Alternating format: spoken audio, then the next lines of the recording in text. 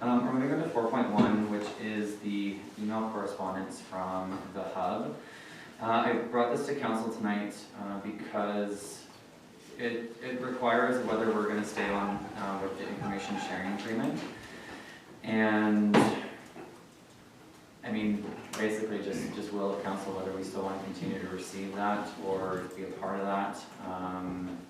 Does anybody have any, because either we're being completely removed from the ISA, or I think that the other part of it is that that she's happy to oblige for us to allow to be there for future operational involvement. So it's kind of whatever will of council is.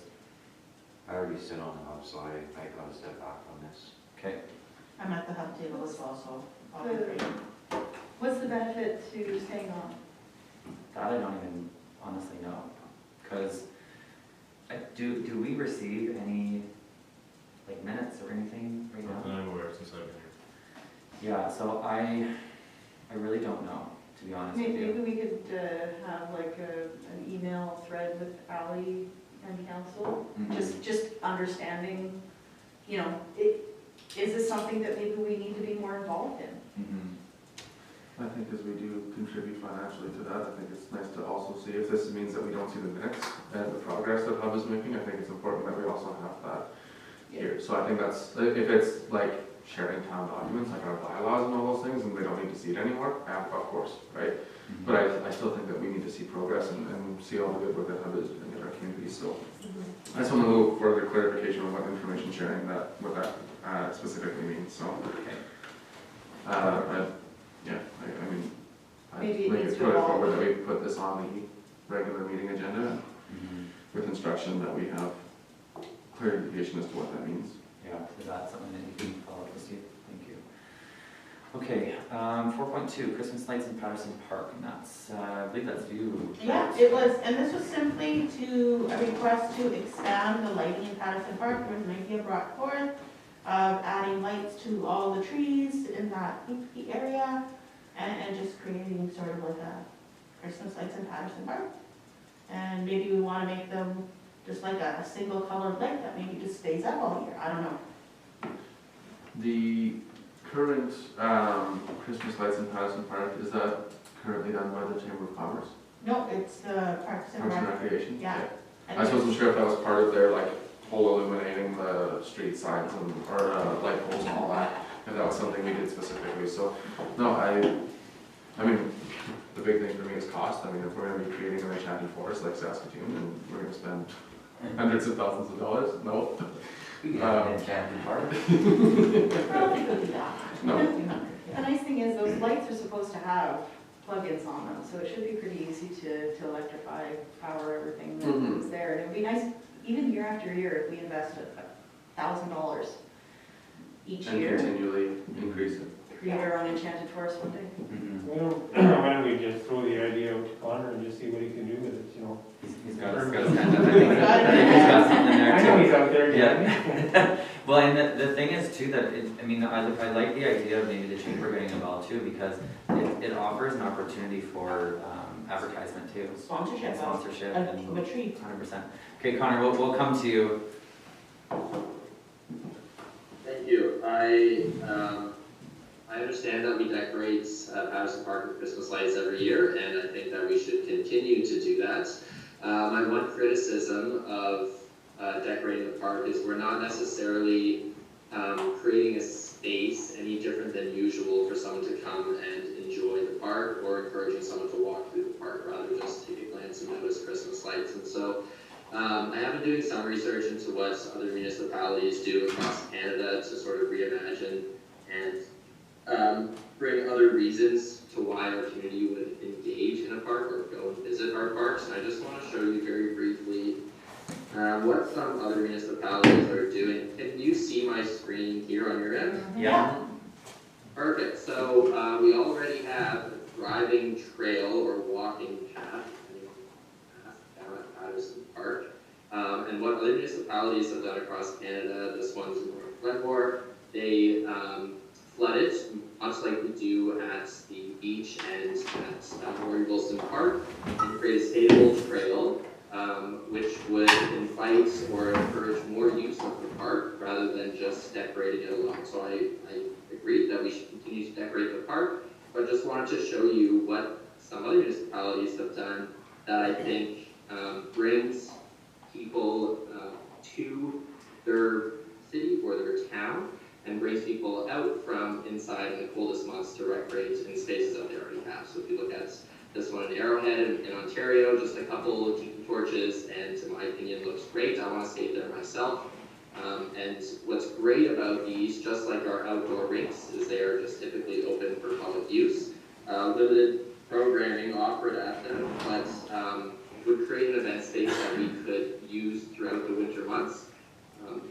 If this is something that we want to explore further, I'm happy to put an issue report together with a number of my recommendations and all of the costs that would be associated with creating this at Patterson Park.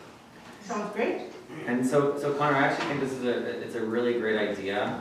I've seen this in a lot of municipalities and cities and everything that they call it skating ribbon. And it might be a great opportunity to look at, I think we have some businesses in town that have some movable ability to have hot chocolate setups and different places for us to engage people to come to the parks, because I agree with you in that factor. And the other thing too is that it's actually it shields a little bit of the wind too, because the ice rink is really great on the where it is on the beach, but it can be really cold when there is wind just going through there. So I think this is a great idea.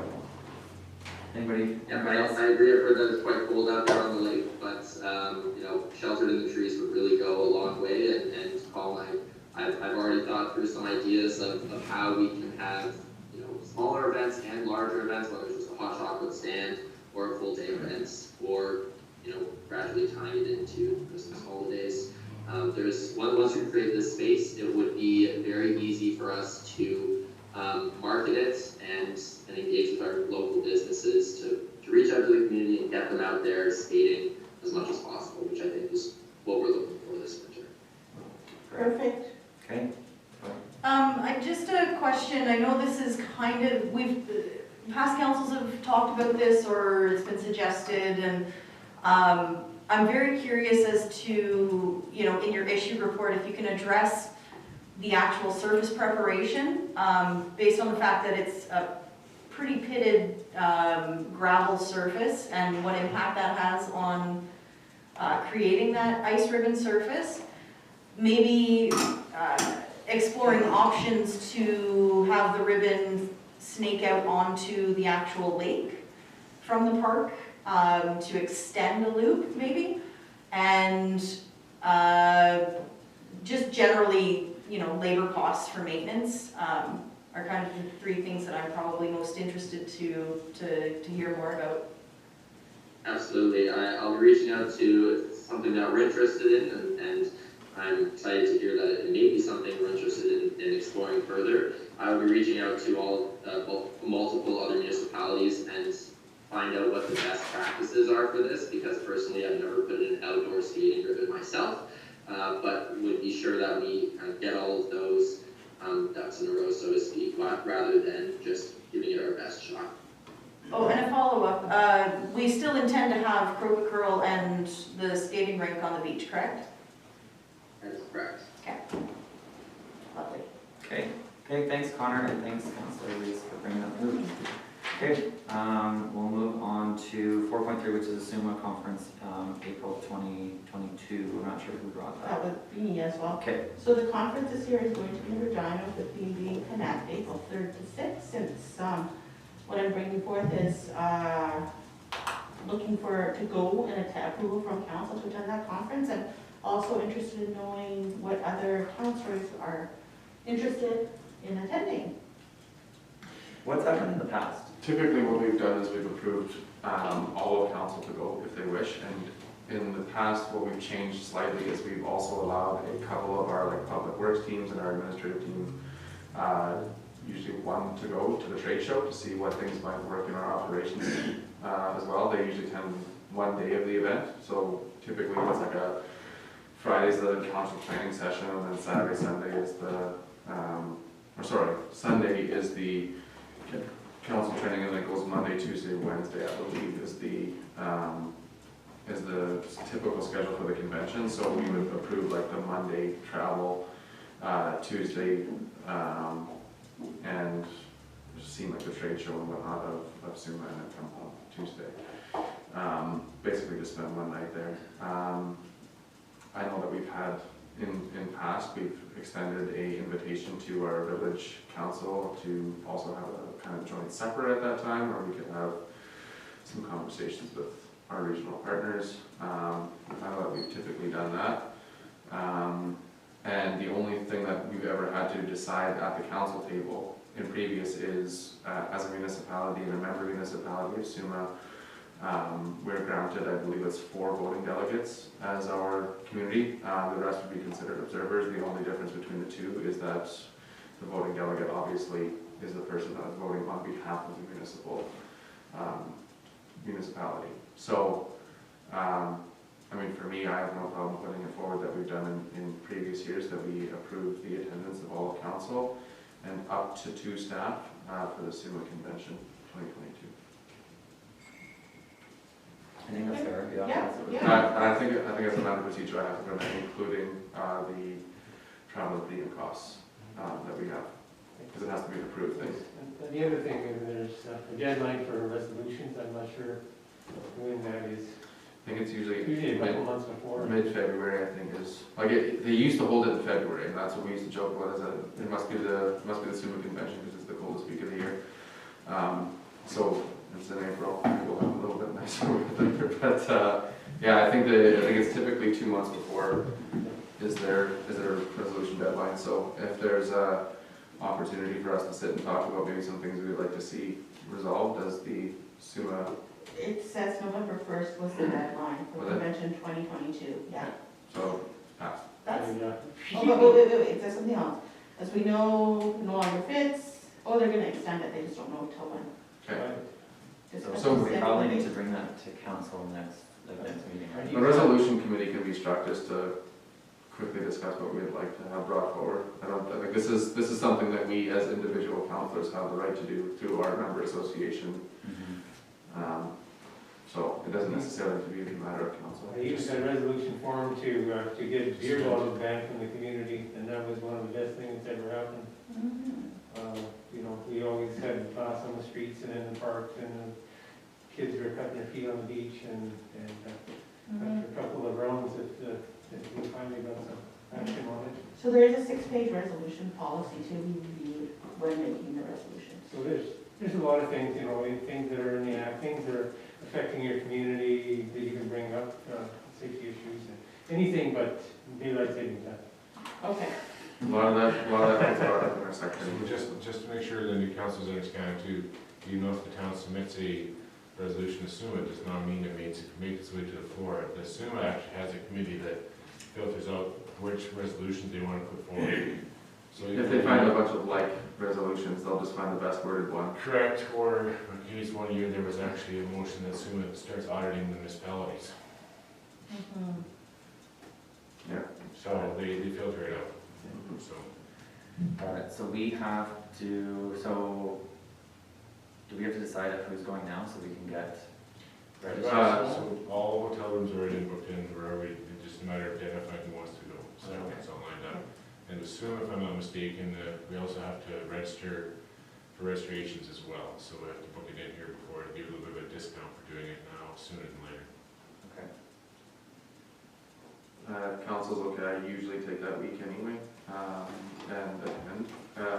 Council's okay with me staying as a voting delegate, I think I was last year. I'd be more than comfortable with you, so again this year. I throw my support behind you. Mhm. There's 4, I think, is what we're allowed. So if there's anybody else that is for sure attending and those are the matters. I plan on attending as of now. I cannot attend the 6th, though, because I'm flying to them. That's Wednesday? The Wednesday. That's the main voting. Is it? Yeah. Okay. Wednesday morning is the main voting day on all resolutions. To make an alternate board member, you don't have to pay though, correct? I don't think I have to pay. You attend, you're part of the board. And I think New North is also a member, so I don't think I have to pay to attend. I think I'd still need the hotels and those kinds of. Yeah, the hotels, that's fine, it's all lined up. Yeah, I should plan on attending this, it starts on the Sunday, Monday, Tuesday. Yeah. Is there MLBP offered this year, do you know? Not that I'm aware of yet. No? What is that? The Municipal Leader Development Program is like something that they typically will do like the day before SUMA starts. And I've taken, I think, 5 now. And I thought I was pretty knowledgeable on every single one of the subjects until I sat in the first 5 minutes of every course and went, oh no, I got lots of learning to do. And it's honestly one of the most rewarding programs that I've been in as a municipal councillor. I think the cost is like $400 per course. But I promise you that the amount of knowledge that you take into your discussions around whether it be governance, policy making, all those kinds of things, public relations, communications, all that kind of stuff is in there. And the knowledge that you take from it is well worth the $400, and I think any taxpayer or ratepayer that would want their councillors to be educated rather than uneducated, I think is a good investment, so. I wonder if that's something that can be pressed, like if there's interest here, there might be interest in other municipalities and. I'm just saying they normally hold it in tandem, and they just say like, which ones would you like? They fill up really quick, but if we can maybe see if there is opportunity, maybe just send out an email and we can respond to which ones we might have interest in and see if there's space left. Okay. I think that would be awesome for all of us to take that opportunity. I will maybe go, God knows what state of operation I'm gonna be in at that point, so. Sounding Monday maybe. Okay, awesome. Councillor Petrie, are you planning? I would be interested in going. My finding for my job runs out in Marshall, so I don't know where I'm gonna be sitting. I'm gonna be starting a new job, I don't know. Councillor Disker, do you have any plans to I go? think I'll try to attend. Is it in person? Yeah, In Regina? in Guyana, in person. It's not April a 3rd lot. to 6th. Even though my wife never, I still have to. Your lifetime member, maybe? I would like mark me down to go, I don't wanna, you know. There's no lodges or in LLB scheduled this time yet. I do know that this is something that like, if there is a group of municipalities, I think they only need 6 for a course, or like 10 for a course, I think. So I mean, even if we regionally wanted to say like, the elected leadership of our region, get together and hold one for our own, we probably can do that. We just have to get a facilitator.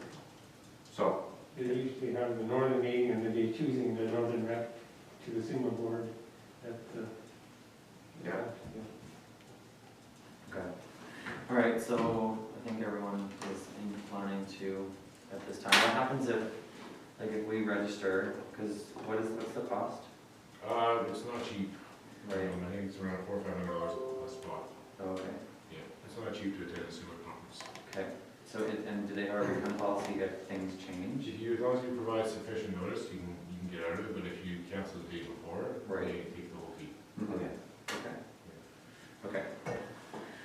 Okay, so What yeah. we do is we can book in the registrations, and then as time progresses, you can pull back if those aren't going. So- The registration is not the issue, it's the hotels, and we've already got the hotels looked at. So yeah, I think right now with just the blanket approval of the 7 members of council, did we want to just name 4 voting delegates now? That way we can say which ones are which. I prefer the new delegate, Or should we wait until the We by-election? should wait, yeah. Okay, excellent. Sorry. Yeah, that's I guess I can't move that No, for our next meeting. but yeah, I think that's good to see. All right, any other roundtable discussion at this time? Go ahead. I have something. It's in regards to communication. So we've been discussing communication policy or strategy, and I think this is relevant to that. So we all participate in a group text chat with the CAO and each other. And for emergency purposes, I think that's great, because if we need immediate communication, it's appropriate. I've asked a couple of times to have the information being provided as non-emergency via email, and my requests have been dismissed or ignored. So I think it's a really important question to put to all of council. If we understand the risk of receiving town business messages to our personal phones, the ability to then be subject to freedom of information requests, and so on and so forth. So I just kind of want to maybe ask around the table your feelings on that, because I don't believe that any communication is good communication. I think communication should be targeted, focused, and appropriate to the medium. Anybody want to speak on that? Yeah. I only get my messaging on my phone and my text. My email comes on my laptop and I don't carry it in my back pocket. So, you know, anything that keeps me up to date on what's going on, I prefer the text. If it's something more elaborate with more information, then I could say, yeah, let's just do the email. But for general, keeping people up to date on incidental things, I like text. Yeah, I don't mind the text at all myself as well. I've answered texts on all the boards that I've been on and never had any issues, so. So I have a question, because I don't know the answer to this. If someone was to come for a freedom of information, right? And it's on emails or it's text, right? I have my email on a personal computer, which I do not receive a stipend for, right? So someone can still ask for that through my emails, right? Because that's town. So, hang on here, so if it's public domain emails, they'll actually go through the public domain email, they won't go to your computer, they'll actually go to the email, right? Right, because they can still get to the server without going to my computer. So with a text message, how does that work if it's on my personal If phone? it is all publicly generated phones, which it all is, it's all applicable, so it doesn't mean it's gonna access your council's phones, but Mhm. it comes off of a staff's phone, it's all town paid for cell phones, Mhm. it's all applicable. So if some of the communication that have happened, if someone wanted to do that, could they If it, request it from my phone and? not yours, I mean, because you wouldn't receive a statement Right. from, but I mean, if it's originating from myself, which 99% of the texts are coming, Mhm. I mean, mine's accessible by FOIA. Right, okay. I just wanted to clear that up. So that, and I think that's important for everybody to know, right? If those are coming from a town phone or Mhm. whatever, and it's, you know, it's a frivolous conversation in that, you know, you've got to be careful of that. Yeah, but what can happen with that, like our phones, because they're not paid for by the town, cannot be searched. Right. Steve's phone could, it would be funded by the town, but ours Mhm. can't. So if Right. I refuse to handle my phone, Right. I refuse to handle my phone. Right, and see, for me, on this, I'm similar to you, you know, getting information and communication via text message, when it's quick, it's through the day, like, sometimes I don't have time to be able to sit down and go through all the emails that come through, because there's a lot, that to me is quick information, and that's what I prefer. Do I want to see a more thorough report, when we, for council, and, you know, that stuff? Absolutely, but if it's not dealing with business, which is what we sort of moved to, right? When we had that, I can't remember exactly what the situation, do you remember when we had the special meeting about, I think it was about signing letters or something, right? We were doing it over text, and that just quickly stopped, and we got on track with calling special meetings and everything. So I think as long as we're not dealing with any business in sense, right, but it's just information, then to me it seems fine. Councilor Sharp? Yeah, I just kind of have like, so, I guess the question that I'm trying to ask is, do we think that ratepayers are going to like that we're texting about HR matters, land sales, developers on our personal devices? Is that appropriate? Non-emergency matters, like if you can't open your computer once a day, this is the world we live in, you know, scan through the messages, it's non-emergent information. And I guess unlike some at this table that seem to find it really easy, I'm trying to separate my council role and my business role, and receiving things to my personal phone, which is my business, I am my business. It's really distracting, and I devote time to council. So, you know, having, like, is it unreasonable for me, or is it,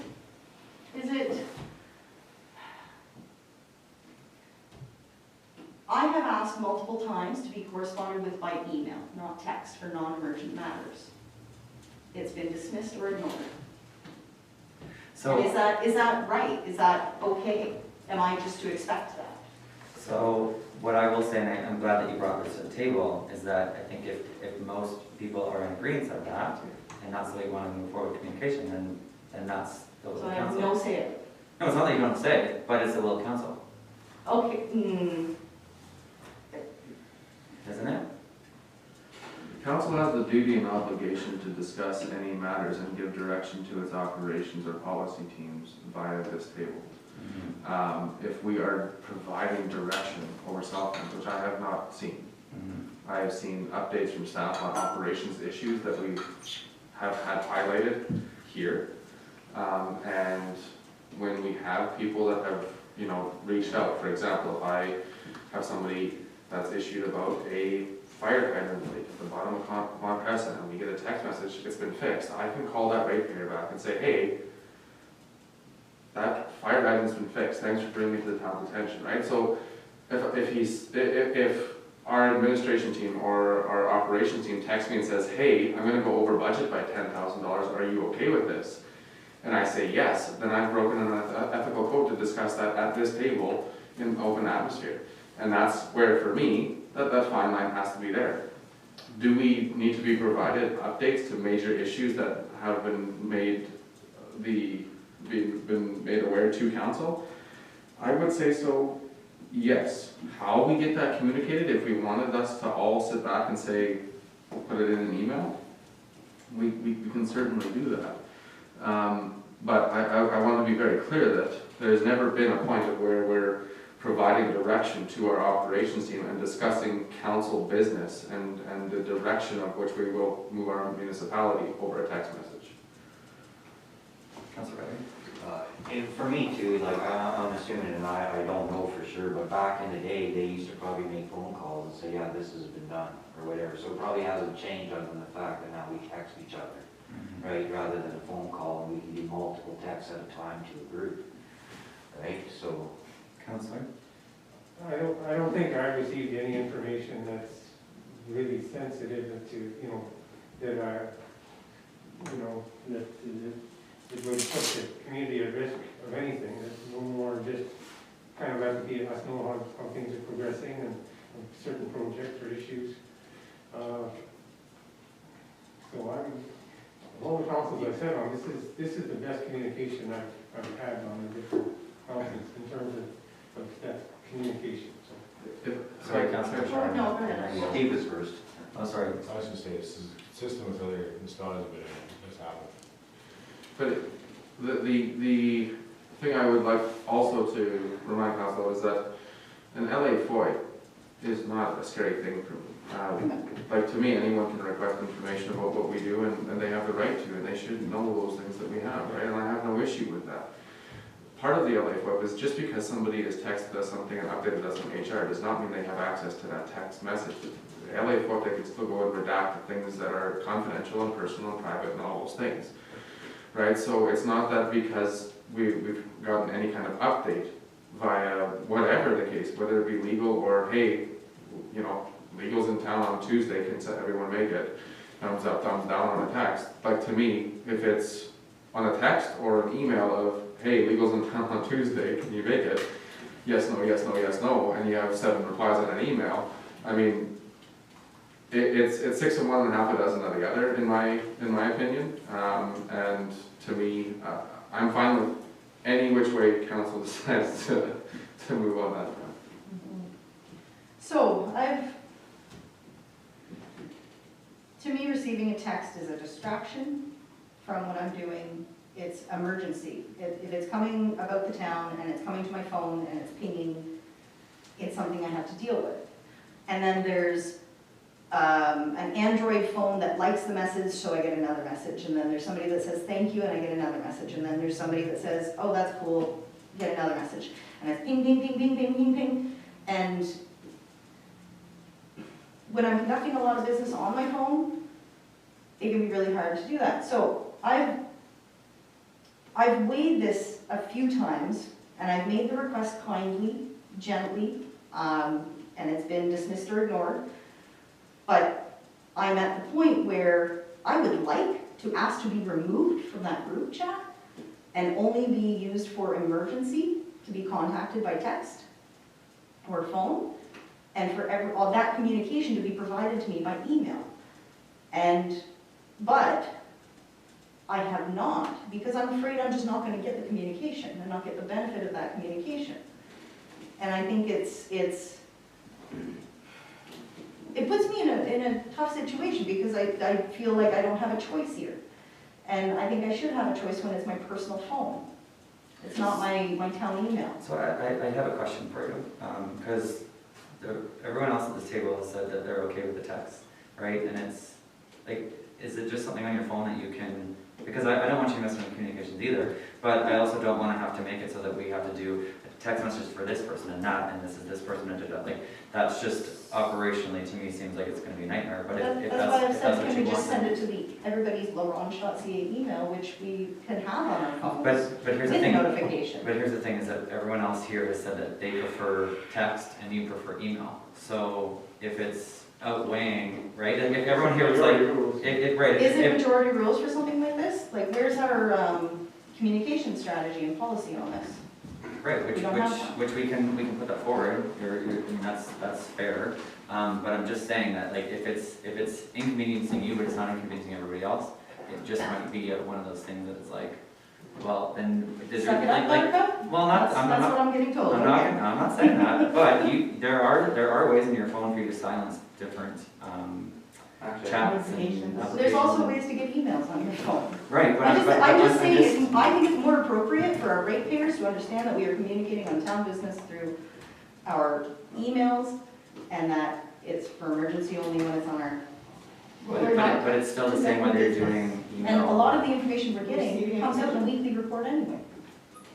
Right, I mean, you're not wrong with that, but usually those reports are more thorough and it's specific to, So why are we happy receiving communication that's not emergent, that's wasting administrative time? why am I gonna receive an email that says the fire hydrant on Quant is, because then everybody's gonna be right on thumbs up on the email on your phone or computer's it's just gonna ping 5 times Wait. too, so, because mine pings when I have emails too, so. Well, you can turn that off, right? Exactly, Well, and, exactly. but that's what we're saying, is that there's 5 other people in the room that are saying the exact thing about your text I message, guess so. if you don't wanna it's listen the to same text, thing. you can wait for the weekly report and you get it all on one You shut off the notifications till you have time to go through them and then turn it on and then. Because I'm waiting for notifications for other things.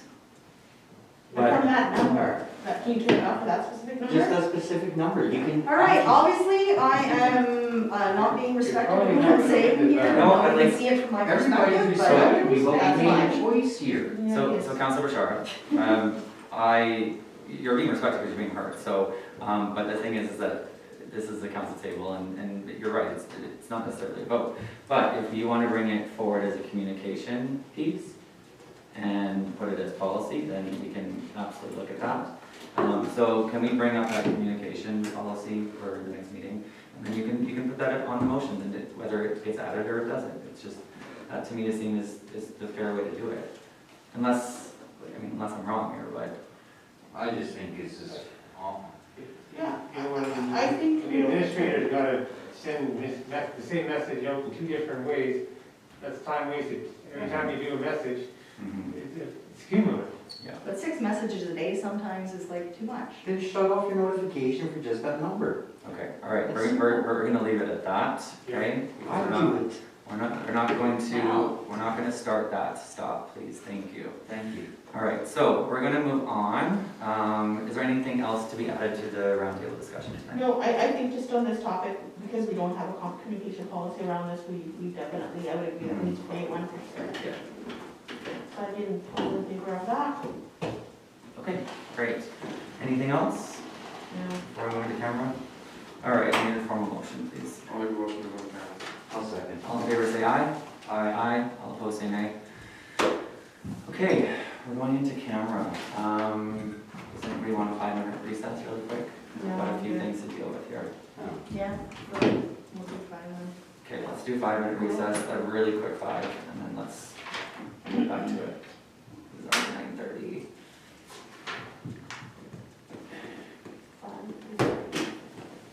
Sorry, I totally stole your power. 'Cause I forgot.